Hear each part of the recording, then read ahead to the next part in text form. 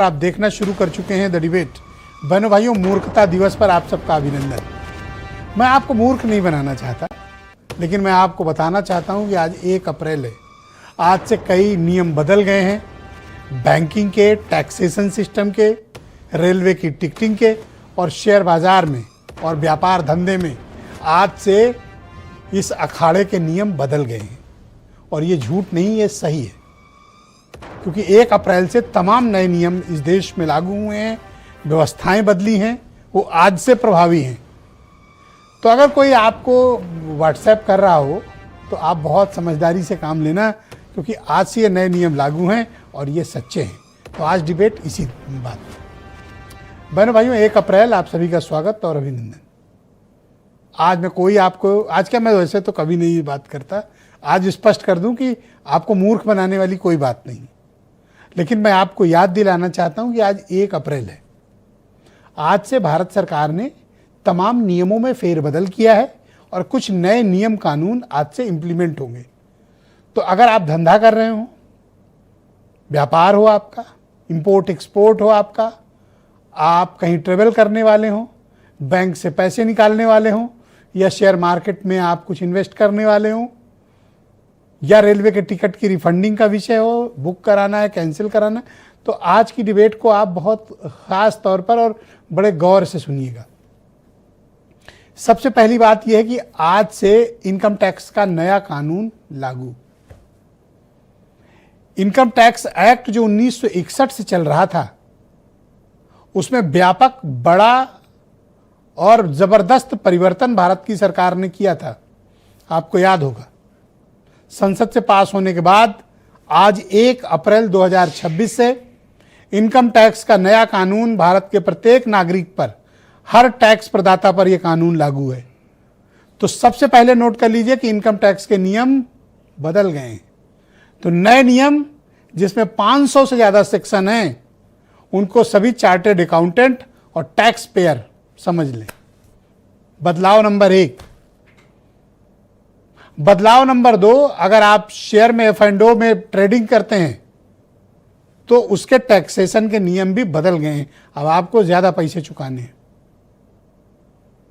अगर आप रेलवे का टिकट बुक करते हैं, पहले सुविधा थी कि 4 घंटे के भीतर अगर आप कैंसिलेशन करते हो ट्रेन के छूटने के, तो आपको पूरा पैसा रिफंड आएगा। अब वो 8 घंटे कर दिया गया है।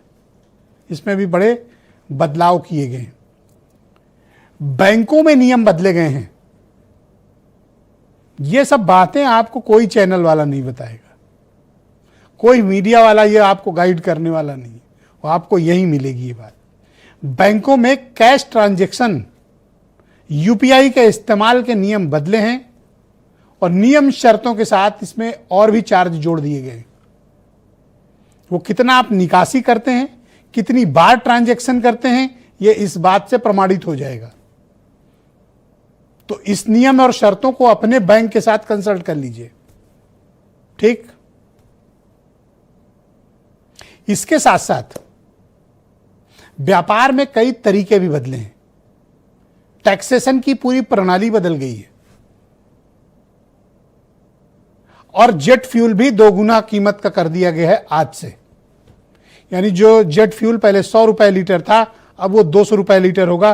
तो 1-2 दिन के भीतर तैयार रहिए, हवाई जहाज की कीमतें आसमान पे होंगी। तो ये जो नियम बदले हैं,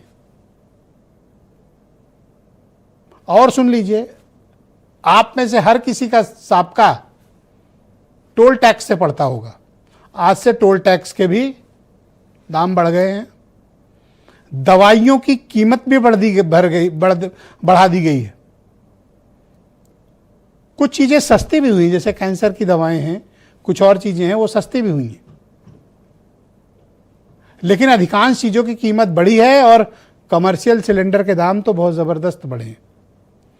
तो ये जो आज से लागू हुआ बदलाव है, ये आपकी जिंदगी में क्या बदलाव लाएगा, आपके काम धंधे में, एक आम आदमी की जिंदगी में, एक खास आदमी की जिंदगी में, एक व्यापारी के, एक स्ट्रीट वेंडर के, एक किसान, मजदूर, महिलाओं के, युवाओं की जिंदगी में क्या प्रभाव पड़ने जा रहा है।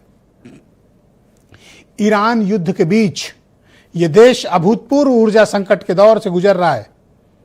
स्ट्रेट ऑफ हार्मूज बंद होने की वजह से गैस तेल की आपूर्ति लगभग बंद है। इमरजेंसी में आपके एक दो टैंकर निकल रहे हो तो निकल रहे हो, अदरवाइज ये पूरा का पूरा स्ट्रेट ऑफ हार्मूज क्लोज्ड है। उन्हीं देशों के गुजर रहे हैं जिनकी ईरान परमिशन दे रहा है। वो हमें कहता तो है कि हम दोस्त हैं, लेकिन अब तक 1 महीने से अधिक में हमारे 5 या 6 जहाज ही केवल निकल पाए।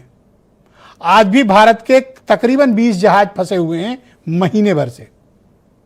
ऊर्जा की इस अभूतपूर्व किल्लत के बीच ये नए नियमों में बदलाव भारत के नागरिक के लिए कितना असुविधाजनक है, कितनी परेशानी वाला है, और इन परेशानियों के बीच ये नए नियम लोग किस तरह से अडॉप्ट करेंगे।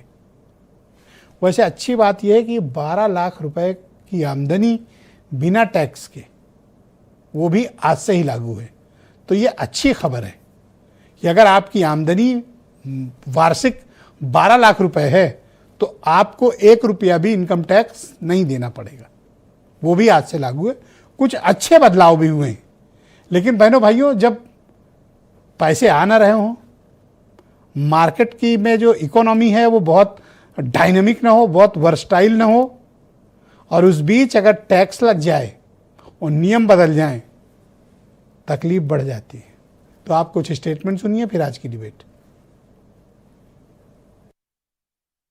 सरकार जब कह रही है कि सब नियंत्रण में है, स्थिति अच्छी है, तो आखिरकार ये कमर्शियल एलपीजी के प्राइसेस क्यों बढ़ाए जा रहे हैं? और घरेलू गैस के भी प्राइसेस बढ़े हैं थोड़े दिन पहले, तो ये क्यों बढ़ाए जा रहे हैं? अगर सरकार कह रही है कि सब कुछ नियंत्रण में है, सरकार साफ साफ बात कहे लोगों से, क्योंकि लोगों को बहुत विश्वास है सरकार के ऊपर। महंगाई की बात करेंगे तो कोई जवाब नहीं है।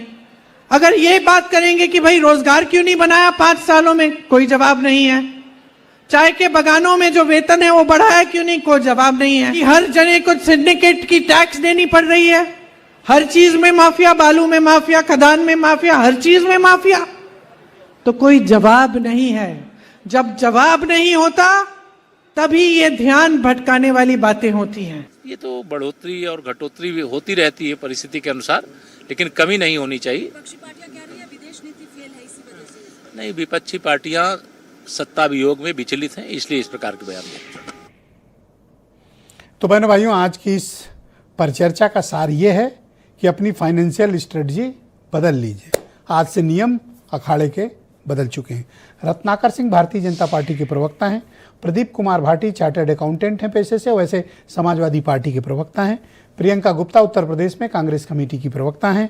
थोड़ी देर में सिद्धार्थ कलहंस बिजनेस स्टैंडर्ड के ब्यूरो चीफ, जाने माने पत्रकार हैं, हमें ज्वाइन करेंगे। और अमरनाथ मिश्रा मेरे साथ मौजूद हैं, लखनऊ व्यापार मंडल के अध्यक्ष।